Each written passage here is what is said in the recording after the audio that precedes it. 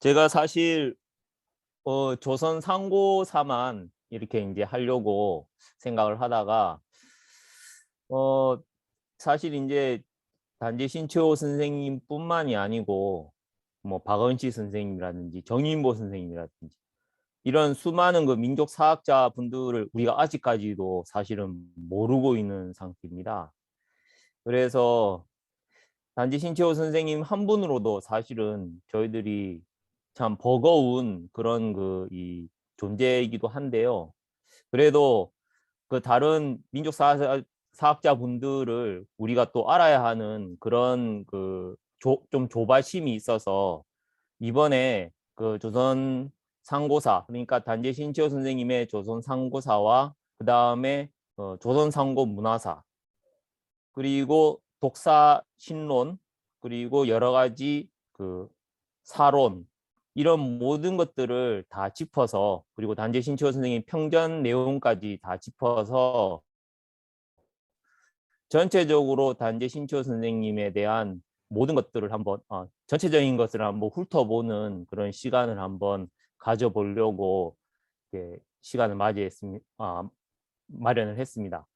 그래서 제가 이제 바라는 바는 이번 이걸 통해서 소개드리는, 그러니까 언급해드리는 여러 가지 그 단재 선생님의 그 책자들을 한 번씩은 꼭 한번 이게 살펴보고 그러시면서 직접 그 체험을 하실 수 있는 그런 시간이 됐으면 가장 좋을 거라고 생각합니다.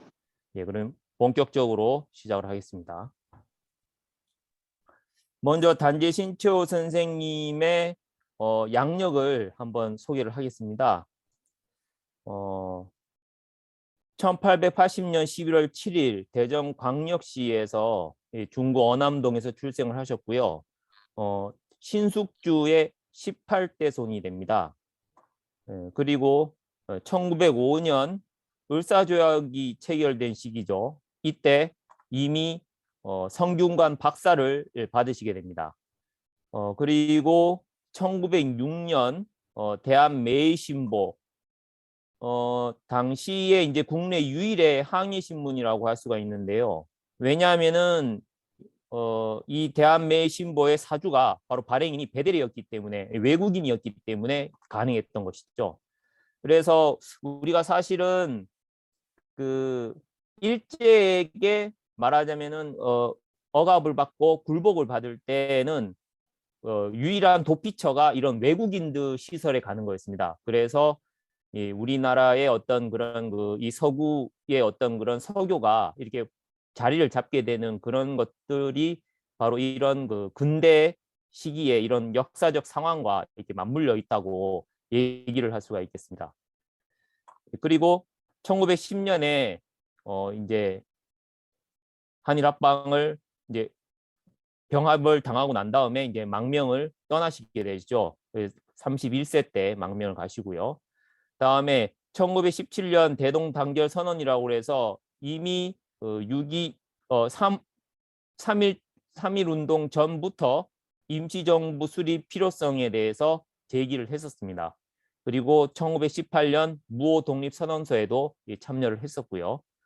다음에 1919년 상해로 이주를 해서 임시정부에도 참여를 하셨습니다. 하지만 당시에 임시정부는 두 가지 세력으로 이렇게 좀 나누어져 있었습니다. 하나는 이제 준비, 그러니까 외교론 중심적으로, 외교 준비론 쪽으로 그런 파와, 그 다음에 직접 이렇게 행동으로 나서야 된다. 그러니까 이 무장 투쟁을 해야 한다라는 그런 무장파, 예, 그러니까 무장 투쟁파로 이렇게 나눠져 있었는데, 단재 선생님은 바로 이 외교론이나 준비론파가 아니었고 무장 투쟁론파였습니다. 그래서 임시정부의 탈퇴를 하고 신대한이라는 창간을 하게 됩니다. 그리고 1923년 의열단의 요청으로 그 유명한 조선혁명 선언이 이제 작성이 되고요. 이 조선혁명 선언은 나중에라도 한번 보시면 내가 이 역사 광복의 의지가 약간 조금 잠자고 있다, 이렇게 생각하실 때 한 번쯤 읽어보시면 아주 좋은 글입니다. 그리고 1924년 다물단을 이제 창단을 하게 되고요. 그다음에 1928년 일본 경찰에 체포가 되어서 10년형을 받고 복역을 하게 됩니다. 이때 이제 일본 경찰에 체포가 된 것은 위체 발행이라고 그래서 이 당시에 이제 이전에 이제 아나키스트, 그러니까 이 신채호 선생님하고는 이제 아나키즘하고는 이제 좀 약간 좀 밀접한 관계를 맺고 있다고 할 수가 있는데, 그 아나키스트 운동에서 이 군자금을 마련하기 위해서 그러니까 위조 지폐를 발행하려고 대만 쪽에서 이 배를 타려고 기다리다가 일본 경찰에게 잡히게 된 거죠. 그 다음에 이제 1931년에 조선일보의 이제 조선사가, 그러니까 옥중에서 조선일보의 이 조선상고사, 조선상고 문화사가 이제 연재가 됩니다. 그리고 1936년 2월 21일 날 리숭 감옥에서 뇌일혈로, 그러니까 이제 이때 이제 원래는 뇌일혈로 쓰러지고 난 다음에 이 리숭 감옥에서 그 박자의 여사님, 그 다음에 이제 그 신수범, 그러니까 이제 아들님한테 이제 편지를 보내서 모시고 가라. 그러니까 보석금으로 해가지고 데리고 가라고 했지만, 당시에 친일파에게 돈을 얻어가지고 융통을 해가지고 이 보석금을 만들어야 되는 상황이었기 때문에 단재 선생님은 거절을 하고 1936년에 이제 옥사를 하시게 됩니다.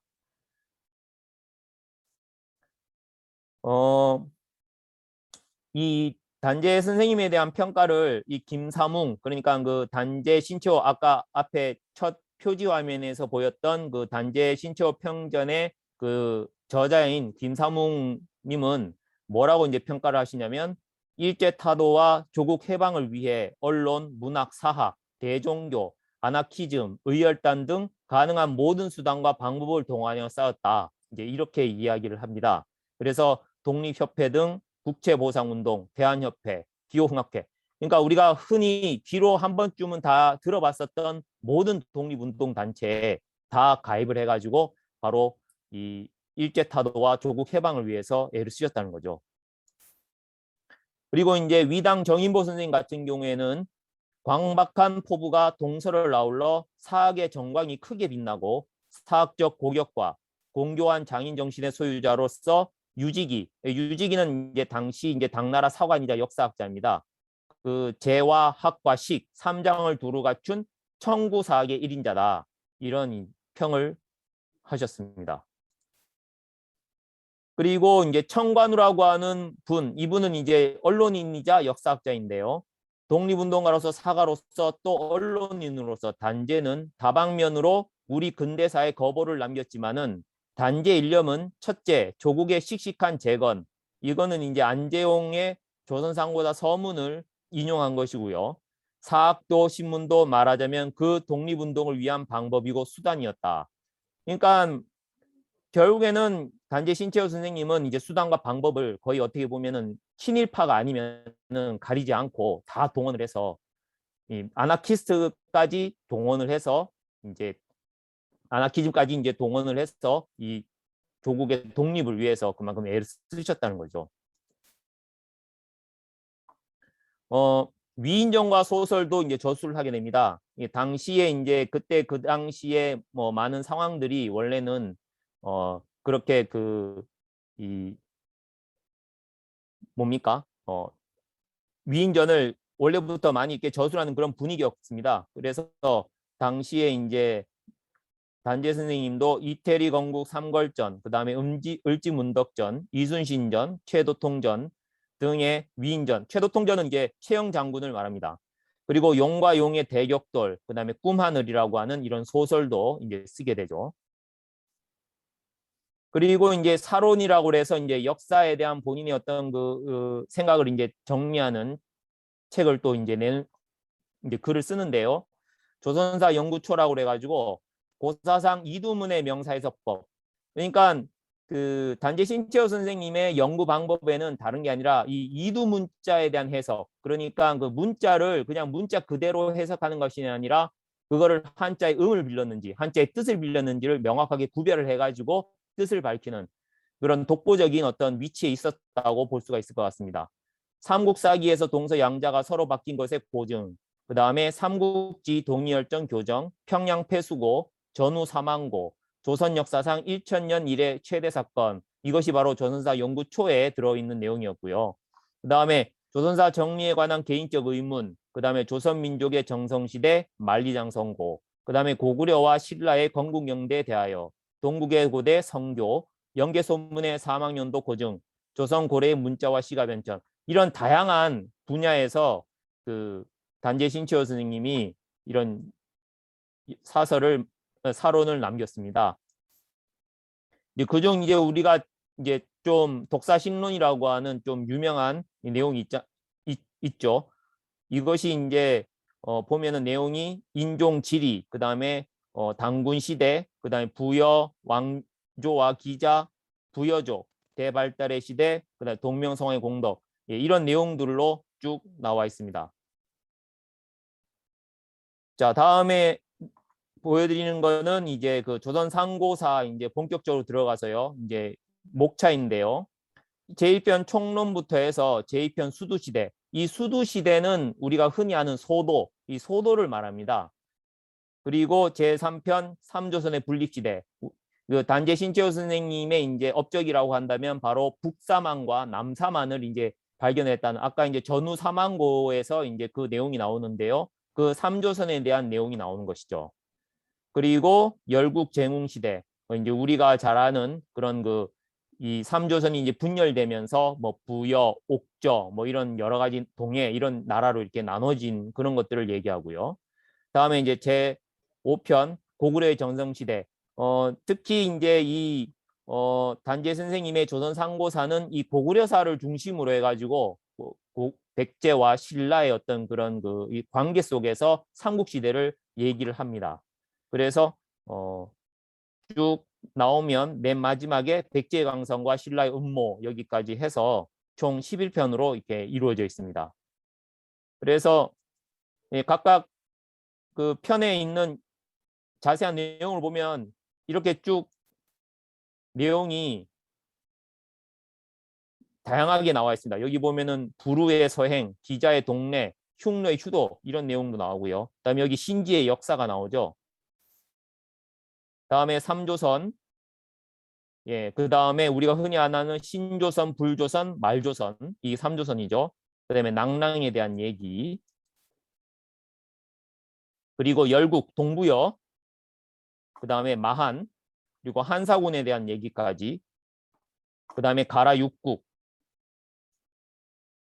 그리고 고구려 시대 때에는 우리가 이제 사실은 그 고구려의 역사가 이제 삼국사기를 저술했던 김부식에 의해 가지고 철저하게 이제 말하자면 왜곡되고 축소가 됐었기 때문에 이 조선상고사를 내용을 보면 여기에 이제 태조왕부터 해서 예, 차대왕, 그 다음에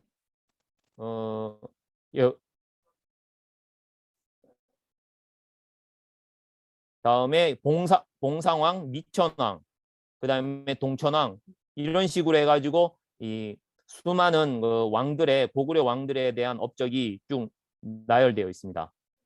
그리고 근구수왕, 광개토왕, 장수태왕까지 해서 이제 이런 내용들을 쭉 읽어봐야 되는 이유가 뭐냐면 임나 일본 부설이나 아니면 한사군이나 이런 것들이 이런 내용들을 보면은 끼어들 여지가 없다라는 게 느껴지는 것이죠. 이런 치열한 그 고구려와 그 다음에 백제와 신라가 서로 간의 그 경쟁 관계 속에서 이 거대한 규모의 어떤 그런 그 대전쟁을 통해서 나라를 이렇게 성장시키고 그리고 영토를 확장해 나가고 이런 모습들을 보면 거기에는 뭐 한사군이라든지 임나일본부라든지 이런 것들이 끼어들 여지가 없다는 것이죠. 다음에 예, 마찬가지로 그 신라와 백제, 그다음에 삼국의 혈전, 문영왕, 여기서부터는 이제 그 백제와 신라 사이의 여러 가지 관계들. 여기는 이제 우리가 잘 아는 이제 수나라와 당나라와의 전쟁. 이 수나라와 당나라의 고구려와의 어떤 그 전쟁 같은 경우는 보시면 그 고구려가 얼마만큼의 그 강대한 그런 그 나라였던가, 그리고 그 우리가 흔히 알고 있는 그 을지문덕 장군이라든지 이런 그 양만춘, 그다음에 안시성의 그 당태종이 그만큼 그 영계솜을 두려워하고, 그래가지고 그 당태종이 그 뭐냐면 열등감 때문에 우리나라 역사에까지 손을 대는 그런 이 과정까지 보여주게 됩니다.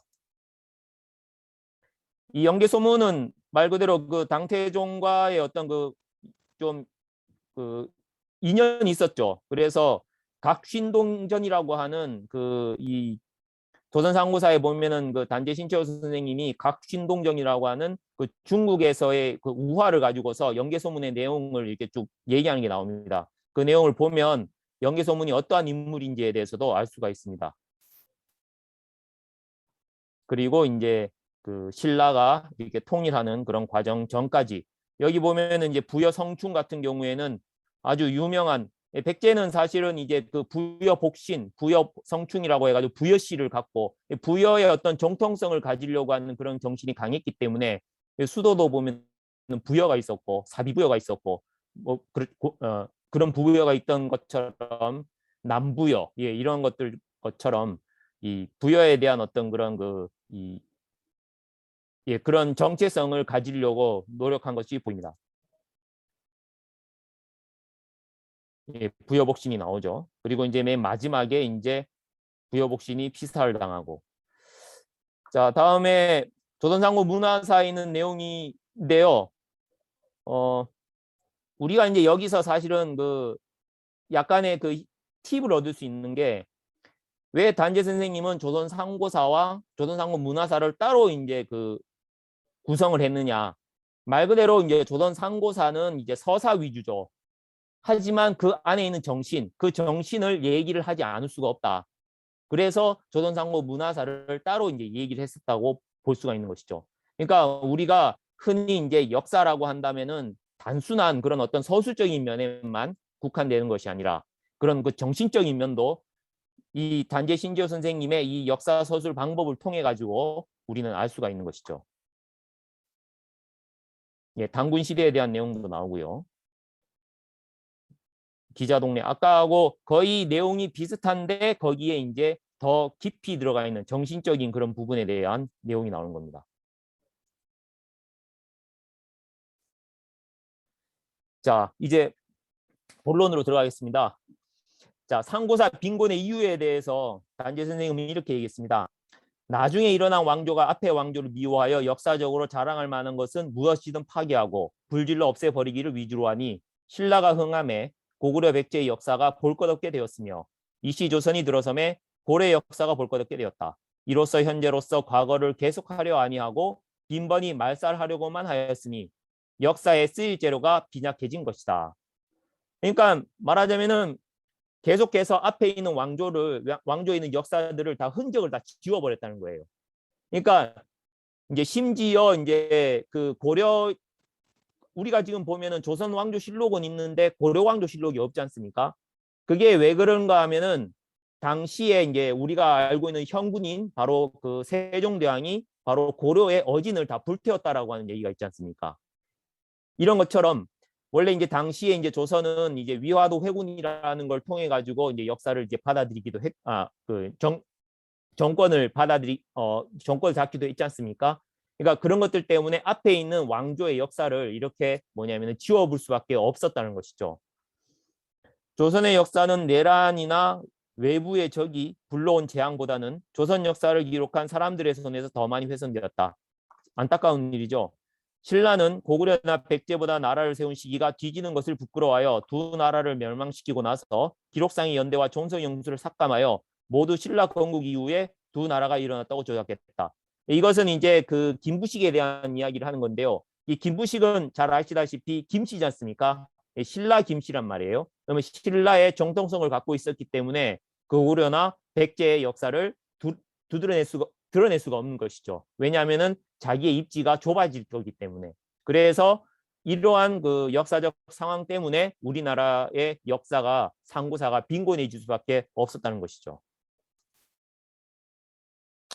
아사달은 왕검 이후 수천 년 동안 문화의 고도로서 역대 진기한 보물뿐만 아니라 문헌들이 많아서 신지의 역사이며 이두자로 적은 풍월이며 왕검의 태자 부르가 하우를 가르쳤다는 금가목첩에 쓴 문자 등이 있었는데 모두 선비의 야만 병사들에 의해 불사라지고 말았다.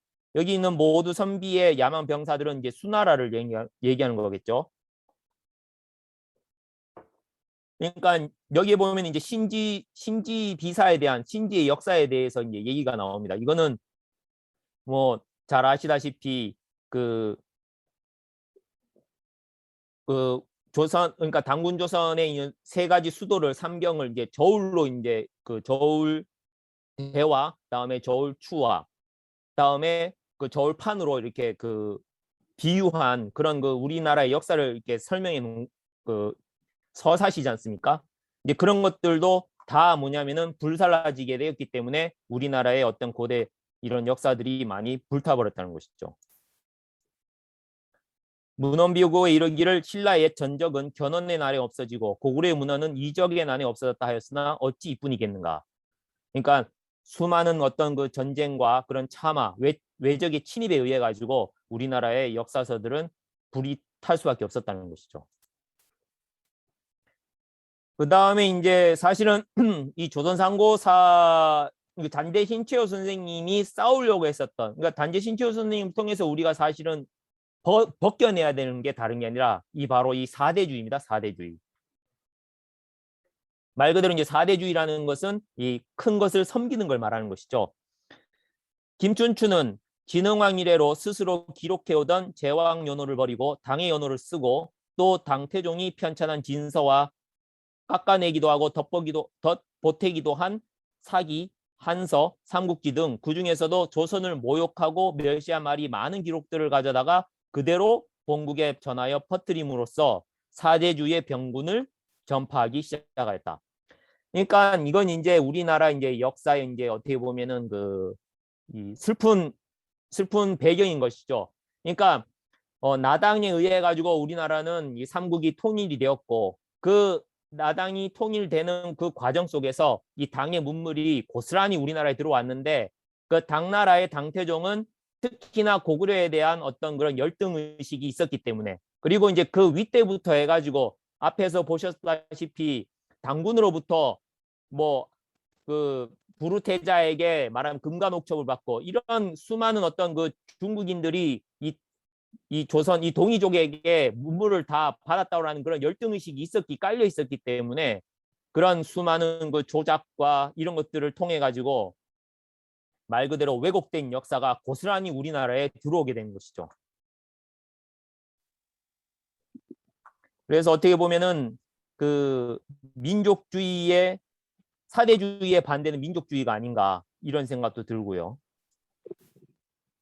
삼국사기, 삼국유사에 대한 평가에 대해서 단재 선생님은 김무식 같은 유학자들이 적은 글에는 공자와 맹자가 강조하는 인의를 하찮게 여겼던 삼국시대 무사 입에서 유교 경전의 글귀가 습관적으로 쓰는 말처럼 쏟아나온다. 그러니까 결국에는 김무식의 그런 어떤 삼국사기라는 책이 이런 어떤 유교의 틀에 크게 벗어나지 못했다라는 걸 지적하는 것이고요.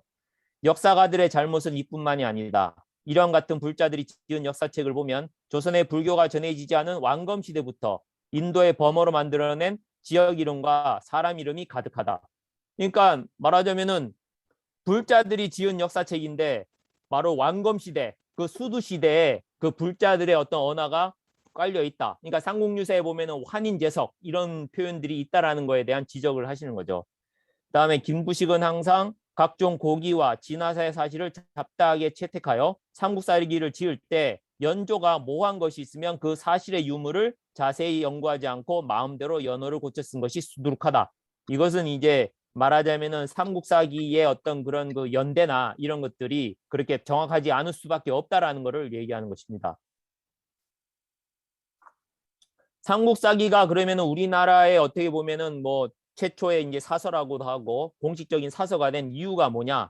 바로 김부식은 삼국사기를 펴난 후에 일체 사료를 궁중에 비장하여 다른 사람이 열람할 길을 끊음으로 박학자란 자신의 명예를 보존하는 동시에 국붕파의 사상 전파를 금지하는 방법으로 삼았다. 그리하여 삼국사기가 당시 사회에서 유일하게 유행하는 역사가 되었던 것이다. 김부식이 말하자면은 자기의 어떤 그런 이 일신을 위해 가지고 그 당시에 이제 묘청으로 이제 대표되는 정지상, 그다음에 윤원희, 그다음에 묘청으로 대표되는 그 국풍파의 어떤 그런 그 힘을 막았다는 것이죠. 중국의 역사 서술에 대해서 지적을 하면은요, 중국은 어떤 식으로 역사 서술을 하냐면 근세 청나라가 서양과 처음 통할 때 영국, 러시아 등과 통상한 사실을 그 나라들이 신하라고 칭하며 조공을 바쳤다고 기록을 했다는 거예요.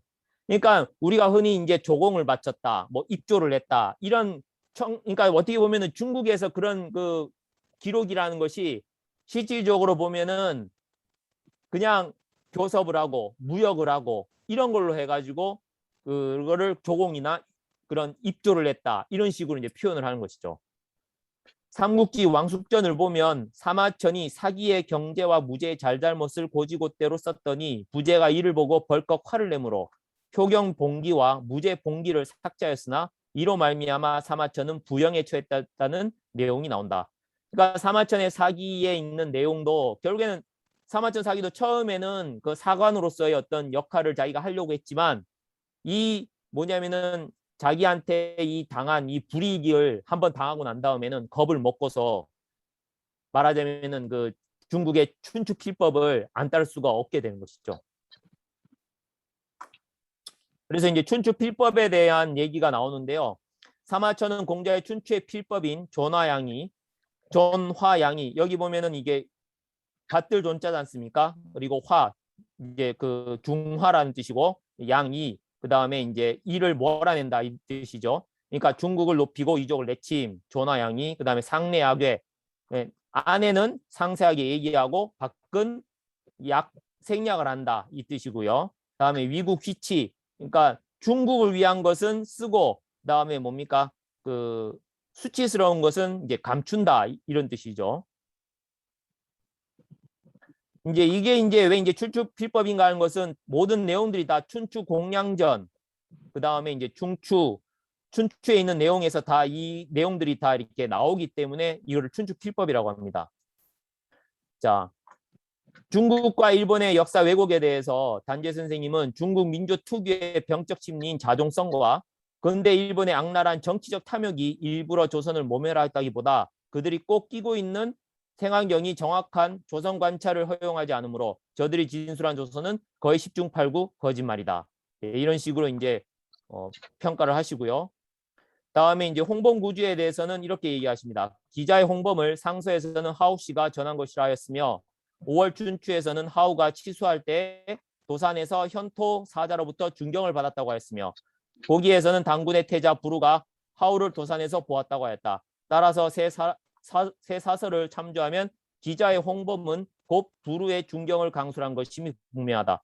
그러니까 이제 기자가 그 홍범을 우리 이제 고조선 시대 이제 당군에게 그 당군 조선 시대에 이제 와가지고 전해주었다 이런 식으로 해서 기자조선에 대한 그런 그 가치를 높이 얘기하지만 이 상서와 5월 춘추와 고기의 내용을 총합해서 얘기하면 기자의 홍범은 곧 부루의 중경을 강설한 것이다라고 얘기하는 것이죠.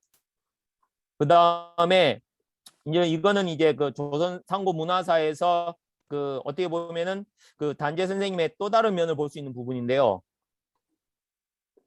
대개 오행과 팔괘는 조선으로부터 수입한 것으로서 오행을 실물에 응용하고 팔괘로서 이치를 설명하여 서로 조화시킨 것이 곧 하우의 연상력과 은탕의 귀장력이었는데 이때 와서 주의 희창이 오행을 빼버리고 따로 팔괘를 부연하여 64개를 만들었다. 이것은 곧 첫째는 은의 종교를 공격한 것이며 둘째는 조선의 사상을 반대한 것이다.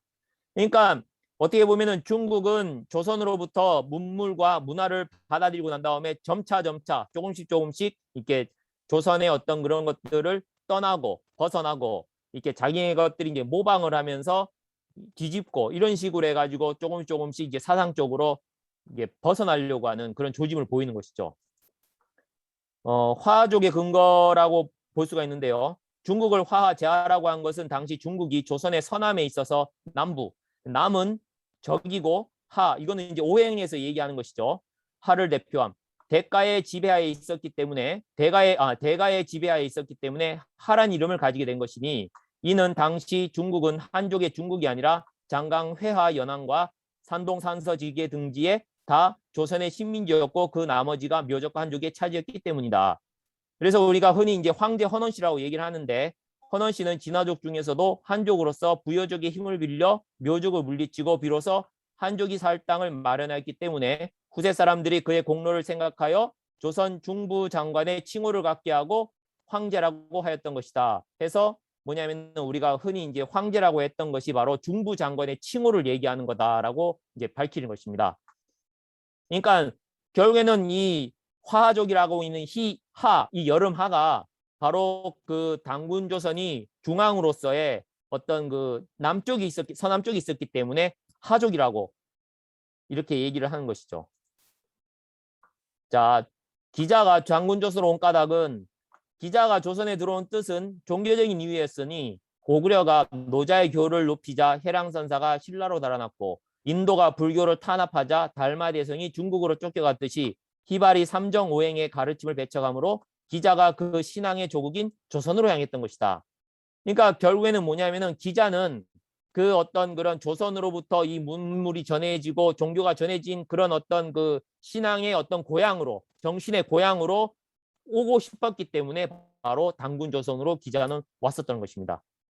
이런 기자가 그 고조선을 몰아내고 자기가 그 조선을 이어올 수 있는다.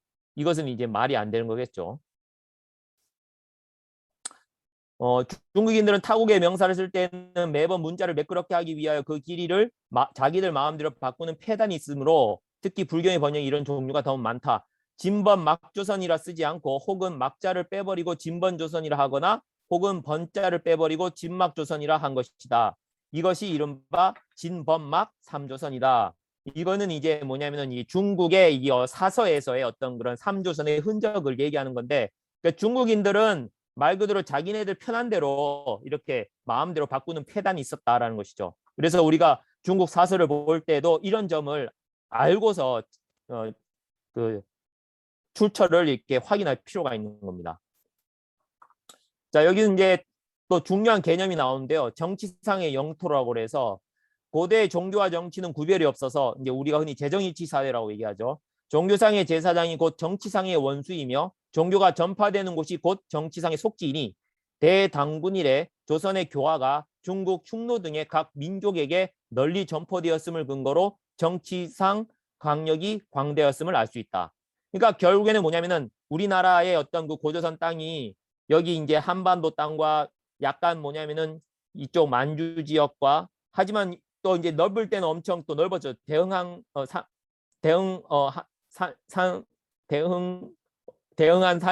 산맥 그 대흥령 산맥까지 그 저기 안까지 이렇게 밖에까지 넘어가는데 이런 것들을 생각을 하지 않더라도 바로 정치상의 영토는 바로 우리 이 당군 조선의 어떤 그런 그 문화과 종교를 정치를 이어받은 그 중국민들이 말하자면 그쪽 모든 것들이 다 우리의 정치상의 영토였다 이렇게 얘기할 수가 있겠죠.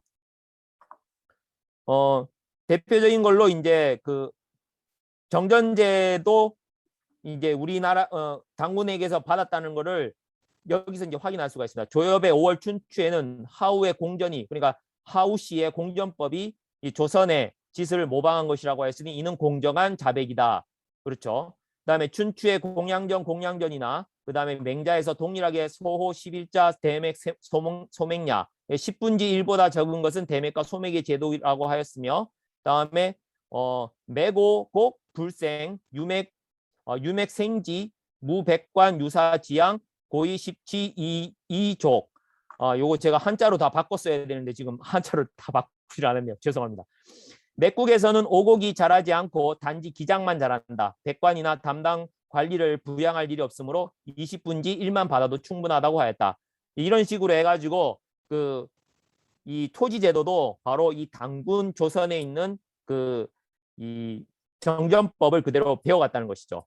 보면은 그 환단고기에 있는 당군세기의 앞에 부분에 보면은 그 당군 이 당군조를 보면은 거기에 보면은 이런 이 20지일법과 그다음에 이제 80지일법까지도 나옵니다. 다음에 이제 제천의식의 유래에 대한 얘기를 하는데요. 고려사에는 팔관내가 신라의 고사라였고 신라 팔관에는 고구려의 동맹어가 전해져 온 것이고 고구려 동맹에는 부여, 마한의 제천의식이 전해진 것이니 그 유래가 오래되었음을 알 수 있다. 그러니까 결국에는 이 고려사의 팔관에는 바로 부여, 마한의 제천의식이었다. 이렇게 이제 귀결이 되는 것이죠. 그 다음에 이제 사실은 이제 이 삼신론인데요. 이 단재 선생님을 단재 이제 조선상고사를 보면서 놀랬던 부분이 이 삼신론에 대한 내용인데 이 삼신론은 아무래도 이제 신지 이제 신지의 신지 비사를 보고서 아무래도 여기에 대한 힌트를 얻었다고 봅니다. 마한이 구태여 진안과 번안을 세운 것은 조선의 고유한 전통이여 정신이라 할 수 있는 삼신에 의거하여 사만의 수를 채운 것이었다. 이것은 뭔가 하면은 남사만을 얘기하는 겁니다. 남사만이 진안과 변안을 받아들여 가지고 뭐냐면은 진안과 변안을 따로 이렇게 세울 수 있게끔 한 것은 바로 삼신설에 의거하여 사만의 수를 채운 것이었다는 것이죠. 그 다음에 사만의 백성들은 원래 천일, 지일, 태일의 삼신설에 의하여 말하는 천신의 대표, 불하는 지신의 대표, 신하는 하늘보다 높고 땅보다 큰 우주 유의신의 대표로 신앙을 해왔다. 이렇게 이제 표현을 하고 있죠. 다음에 사만은 삼신설의 기초에 세워진 것인데 삼신설의 파탄이 생긴 다음에야 어찌 그것이 붕괴하지 않을 수 있으랴. 예, 이것이 이제 뭐냐면은 단재 선생님의 어떤 그런 이 삼조선설의 가장 클라이막스라고 볼 수가 있는 건데요. 예, 결국에 와가지고 이 당군조선, 이 삼조선이 무너지게 된 것은 바로 삼신설이 무너지게 됨으로 해가지고 바로 이 당군조선이 무너졌다. 이렇게 이제 얘기를 하는 것이죠.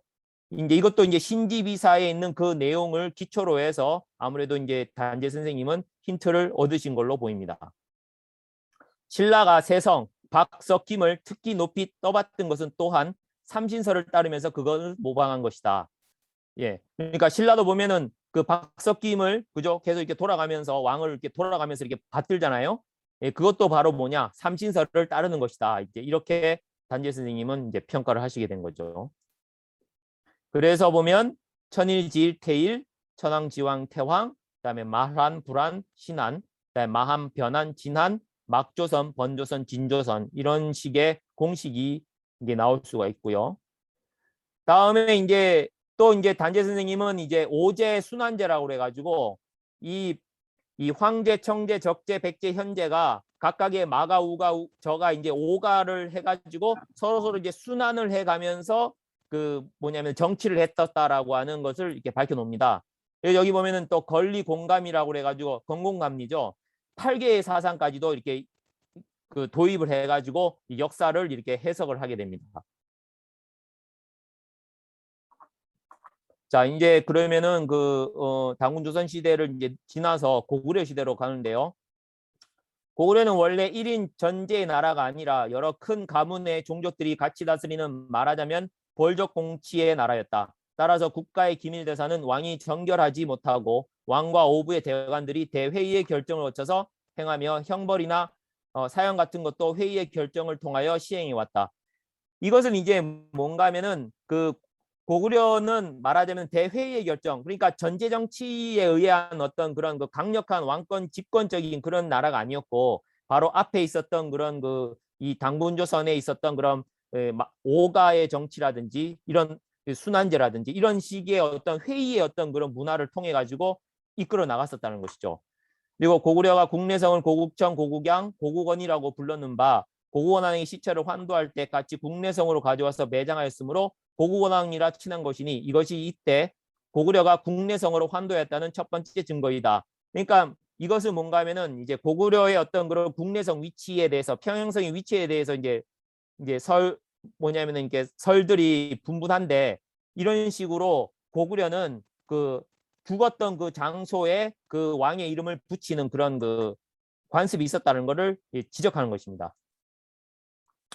그리고 이제 고구려 국명의 유래에 대해서 이제 단재 선생님은 이렇게 얘기했습니다. 계루, 고리, 그다음에 고려, 고구려 등은 다 가울이란 뜻이고 가오리는 중부란 뜻인데 중부는 곧 당군조선 3경 5부 중에 한 부이다. 그러므로 왕건의 고려나 고주명의 고구려는 다 당군조선의 중부의 이름에서 내려온 것이라고 한 것이다. 예, 이런 식으로 해가지고 또다시 이런 어떤 그런 고구려가 바로 그 당군조선의 어떤 정통성을 갖고 왔다라는 것을 이렇게 보여주는 것이죠. 그 다음에 이제 광개토 대항비에 대한 이거는 이제 잠깐 이제 단재 선생님이 어떻게 보면 이제 언론인으로서 기자로서의 어떤 그런 보여주는 거라고 할 수가 있는데 이제 광개토 대항비에 대해서 이제 만주소년 영자평이라는 친구한테 이제 들은 내용을 이제 적어 놓으신 겁니다. 오랫동안 황폐한 토지에 묻혀있던 비석을 최근에 영희가 발견했는데 그 비석에 적힌 글 중에 고구려가 침범하여 빼앗은 토지에 관한 글자와 글귀는 모두 칼과 도끼로 쪼아내어 알아볼 만한 것이 드물었습니다.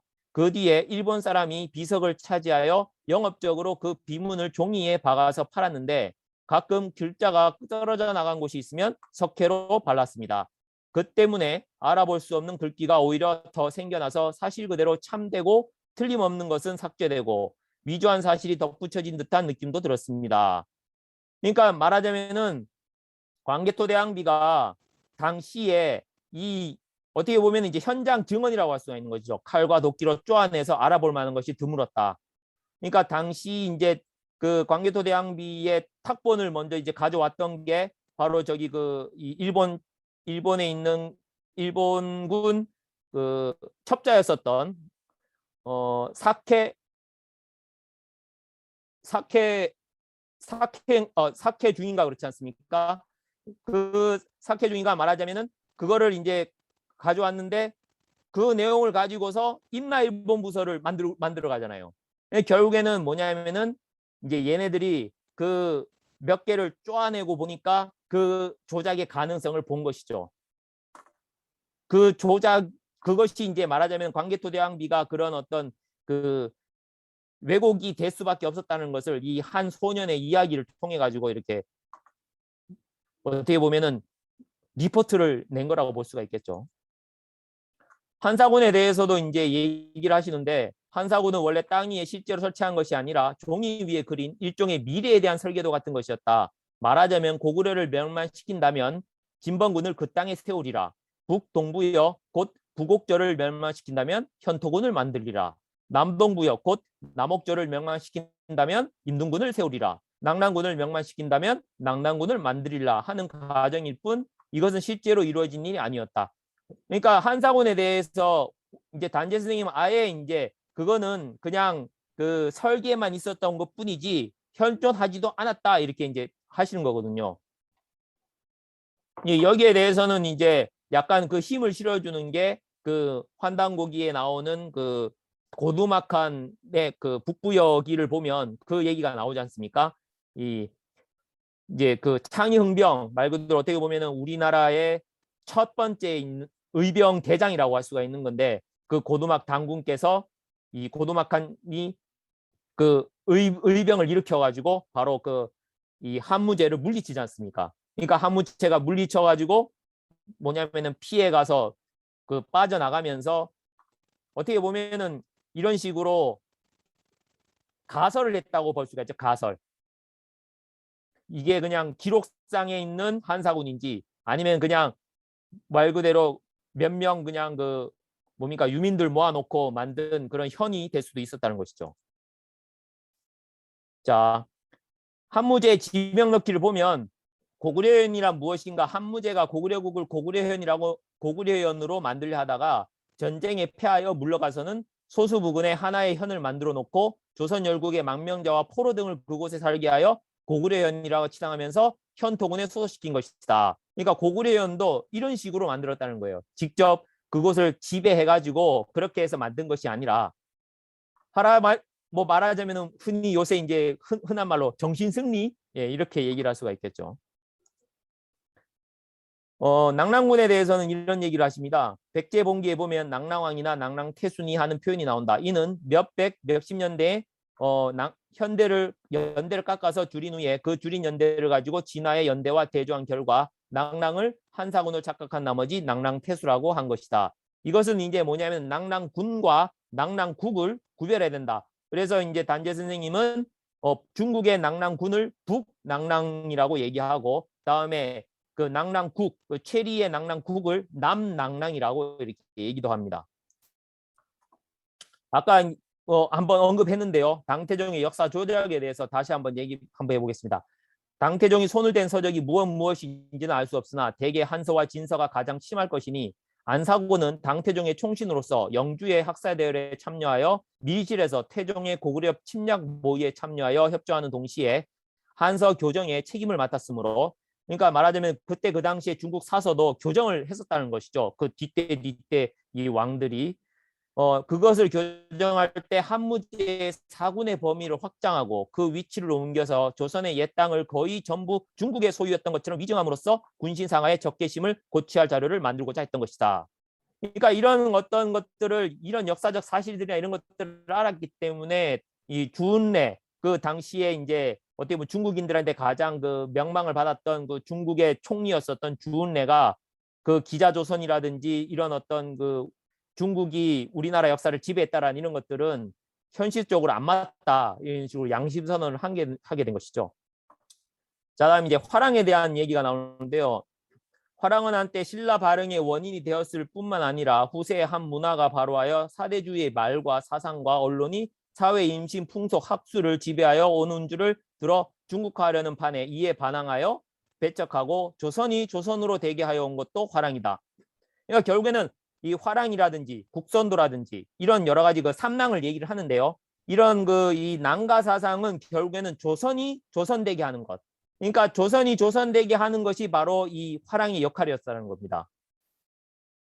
후에 와서는 선인, 신선 등의 문자가 중국의 성교와 혼동될 우려가 있었으므로 특별히 국선 또는 화랑이라고 하는 구별 명사를 만들어 사용하였는데, 국선의 선은 선인의 선을 음역한 것이고 화랑의 랑은 선인을 의역한 것이다. 그러니까 말하자면은 우리가 흔히 이제 국선이라고 하는 것은 중국의 이 성교와 혼동될 수 있으니까, 이 성교는 사실은 이제 뭐 무의자연이라든지 아니면 뭐 도교적인 어떤 그런 의미의 선이 많지 않습니까? 뭐 무병장수. 하지만 그 선과는 구별되는 이 국선이라고 하는 이 선이 있었다는 것이죠. 우리 민족의 원래 선이 있었다는 것이죠. 백제에 대한 얘기를 하면 단재 선생님은 구당서 백제전에서 백제의 지리를 기록하여 이르기를 해도 서도 해지 월주, 그다음에 북도 해지 고려, 그다음에 남도 해지 외라고 해서 서로는 바다를 건너 멸주에 이르고 북으로는 바다를 건너 고구려에 이르고 남으로는 바다를 건너 외에 이르렀다라고 하였는데, 월주는 지금의 회계이니 회계 부근이 모두 백제의 소유였다 이렇게 되어 있습니다. 회계는 지금의 절강성 소은현을 얘기하죠. 그러니까 중국이었었다는 거죠. 그러니까 우리가 이제 대륙 백제를 얘기하는 근거를 이 구당서의 백제전에서도 볼 수 있다라는 것이고, 하지만 백제는 백제의 나라인지라 나라 사람들이 싸움에 익숙하고 의에 용감하였으나 유교를 수입한 이래 일반 사회가 명분의 굴레에 목을 메었다는 것이죠. 이 유교라는 것이 얼마만큼 부패한 그런 그러니까 우리 민족을 이렇게 그 부패하게 만들었는지를 단재 선생님은 이 백제라는 나라도 이 유교를 수입한 일에 말하자면 어떻게 보면은 망할 수밖에 없는, 그거를 이제 안타까워한 거라고 볼 수가 있겠습니다. 임나일본부에 대한 얘기를 보면은요, 광개토대왕에 대한 얘기가 나오는데 407년에 광개토대왕을 두려워하여 굴복한 외는 다시는 바다를 건너오지 못했다, 이 내용이 나옵니다. 그리하여 나라의 남쪽이 오랫동안 평온하였다. 임나일본부설은 4세기부터 6세기, 그러니까 369년 신공왕후로부터 시작되는 거기 때문에 바로 407년이면 광개토대왕이 말 그대로 그 영토 확장을 하던 시기였으니까 뭐 전혀 외인들이 들어올 수가 없는 거죠. 그 다음에 아까 얘기했었던 그 대륙 백제 시기도 바로 백제 동성왕 시기, 이때도 아주 그냥 창성한 백제의 그 힘이 크게 떨치던 시기였거든요. 479년과 501년 사이였는데, 이 당시에도 백제가 이렇게 됐으니까 그 신공왕후한테 보면은 이 그림을 보면은 신공왕후 앞에서 고구려 백제 신라 왕들이 와가지고 이렇게 고개를 조아리고 있는 내용이 나온단 말이에요. 그것이 얼마나 허구냐라는 것을 알 수가 있는 것이죠. 수인 2년에 붉은 비단 200필이라고 하는 게 있는데, 요거는 넘어가겠습니다. 다음에 이제 원래 단재 선생님은 옥중에서 사실은 한 가지 하고 싶었던 두 가지가 있었는데 그 중에 하나가 뭐냐면은 바로 육가야. 이 육가야사를 정리하고 싶었었습니다. 그래서 이제 그 조선상고사나 조선상고 문화사에는 여기까지 나와 있는데요. 육가라가 나오게 됩니다. 여기에 보면은 임나라고 하는 그 명이 나오는데요. 이제 요 내용을 가지고서 아무래도 일본인들이 이거를 이제 이용을 하는 걸로 보입니다. 자, 독사신론에 대한 내용 중에 조금 눈여겨봐야 될 거 한번 보겠습니다. 후세 사람들이 조선 전래 강토를 망각함으로써 이로부터 대국이 소국되고 대국민이 소국무인으로 되었도다. 지리를 버려두고 역사를 말하는 것은 마치 혈맥에 어두운 사람이 기혈을 논하는 것과 다를 바 없으니 어찌 그것이 가겠는가. 이 내용은 우리 허준 선생님께서 더 확실히 아실 것 같은데요. 말하자면 우리나라가 지리를 모르고서 역사를 얘기를 했기 때문에 강토를 망각했기 때문에 우리나라가 이렇게 소국이 됐었다라는 얘기를 하는 거거든요. 그래서 우리 태조 고황제 때 유익의 기부를 받아들이지 않음으로써 후일에 압록강 이서를 읽게 되는 결과를 가져왔거니와 이런 결과를 맺도록 씨앗을 뿌린 원인이 무엇인가 하면 그것은 곧 김문열이 역사를 편찬하면서 발해국을 우리 역사에 기재하지 않았던 것이 그 원인이다. 그러니까 발해국을 우리가 기재를 하지 않으면서 김부식이 발해국을 기재하지 않으면서 우리 민족이 압록강 바로 이북을 잃어버렸다는 것이죠. 지명 비정이 어려운 이유에 대해서 보면 이런 팁을 우리가 얻을 수 있습니다. 북방의 고적 지명을 남방으로 이사를 할 때 국토 회복의 의지 때문에 이름만이라도 고구로 가져오는 경우가 많았습니다. 그리고 이거는 그 각각에 있는 그 지명들이 보면 송화강 같은 경우는 동암로, 아까 그 앞에서 보면은 그 요게 뒤에 나오나요? 예. 원래 당군 5부의 제도에는 전국을 동남, 서, 북, 중 5부로 나누고 5부 안에 있는 지명은 언제나 똑같이 짓고 그 머리에 동남, 서북 등의 자를 덧붙여서 구별했다는 거예요. 그러니까 원래 각각의 그 5부에 다 뭐냐면은 압록강이 있었고 개마산이 다 있었다는 것이죠. 하지만 이와 같이 같은 지명이 많다가 후에 통일이 깨어지고 열국이 분립하여 나라마다 각기 그 지명은 그대로 두고 이전에 앞에 붙여서 구별하던 동서남북 등을 없애자 지명에 딸린 고젓들이 많이 혼란해졌다. 이렇게 얘기하는 것이죠. 그러니까 이제 예를 들면은 그 대구를 보면은 대구역이 있고 동대구역이 있거든요. 근데 그 대구역과 동대구역이 있는데 그 동대구역에서 동자 빼버리면은 똑같이 대구역이 돼버리는 것이죠. 자, 조선사 연구의 방법을 보면은요. 그래서 이런 얘기를 하십니다. 고대에는 무슨 명사든지 혹 한자의 자음으로 쓴 것도 있고 이둠으로 쓴 것도 있다. 가령 신라의 비치란 대왕을 비철하고 쓴 것은 한자의 음으로 쓴 것이고 소지라고 쓴 것은 이둠으로 쓴 것이다. 소는 비치다는 조자죠. 비치다의 뜻이 같으므로 그 뜻의 초성을 취하고 지는 고음이 치임으로 그 음 전체를 취한 것이다. 그러니까 이제 사실 우리가 보면은 막 지명에 대해서 가지고 막 이렇게 비정하고 이런 거 보면 사실은 단재 선생님의 이런 어떤 방법론으로 봤을 때는 어떻게 보면은 되게 단순하고 단편적이고 그다음에 조금 유치한 방법으로 이렇게 지명 비정하는 것이 보이는 거죠. 그거의 그 절정이 바로 임나일본부에서의 그 위치 비정이 되겠죠. 이제 묘초가 김부식에 대한 내용이 나옵니다. 1000년 이래 조선 1000년 이래 최대 사건이라고 하는 것이죠. 이 묘청과 김부식의 이 싸움에서 이 전쟁에서 묘청 등이 패하고 김부식이 이겼으므로 조선사가 사대적 보수적 속박적 사항 곧 유교 사상에 정복되고 말았거니와 만일 이와 반대로 김부식이 패하고 묘청 등이 이겼더라면 조선사는 독립적 정치적 방면으로 진전하였을 것이니 이 전쟁을 어찌 1000년 이래 최대 사건이라 하지 않겠는가. 결국에는 뭐냐면은 이 묘청이 패하게 됨으로 해가지고 우리나라는 이 사대적이고 보수적이고 속박적인 즉 유교 사상에 정복이 되고 말았다라는 아주 이제 안타까운 점을 이제 얘기하시는 것이죠. 사실 이제 이 단재 신채호 선생님의 이제 내용을 통해서 보면, 그러니까 중간 중간에 보면은 막 아주 그냥 그 팁들이 나옵니다. 그러니까 우리가 그 역사 연구를 할 때 어떤 부분들을 그러니까 단재 신채호 선생님이 밝혀놓은 그런 역사적 지식과 함께 우리가 역사 연구를 할 때 어떤 방법으로 어떤 시각을 갖고 어떻게 해야지만이 어떻게 보면은 좀 더 역사적인 역사를 우리가 발견할 수 있다. 이런 내용들을 우리가 볼 수가 있거든요. 이 조선일보의 이제 당시에 이 조선사와 조선상고사와 조선상고 문화사를 싣지 말라고 그 옥중에 왔었던 그 기자에게 이제 부탁을 하게 됩니다.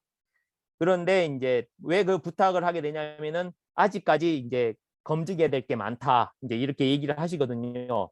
그래서 직접 현장에서 보셨기도 했지만 어떻게 보면은 그 사료나 이런 것들이 부족해가지고 어떻게 보면은 지금의 역사론으로 봤을 때는 조금은 좀 부족한 면이 없잖아 있긴 하지만 단재 선생님의 어떤 이런 이 철저한 이런 고증의식, 그 다음에 이게 그 전후 어떤 상하, 어떤 좌우 이런 것들을 통해 가지고 이렇게 하나하나 역사적 사실에 대해서 중국 사서 같은 경우에도 그것이 위서고 위증이고 이런 것들을 밝힐 정도의 그런 명민함, 이런 것들은 정말 이 어떻게 보면 그 당시에 이 단재 선생님과 같은 그런 그 수재, 이 말고도 정말이지 영재라고 할 수 있는 이 단재 선생님이 아니었으면 못 이루는 그런, 우리에게 있어서는 정말 이 역사학의 어떤 보물과 같은 그런 분이다, 이렇게 얘기를 할 수가 있겠습니다. 예, 이상 마치도록 하겠습니다. 감사합니다. 감사합니다. 감사합니다.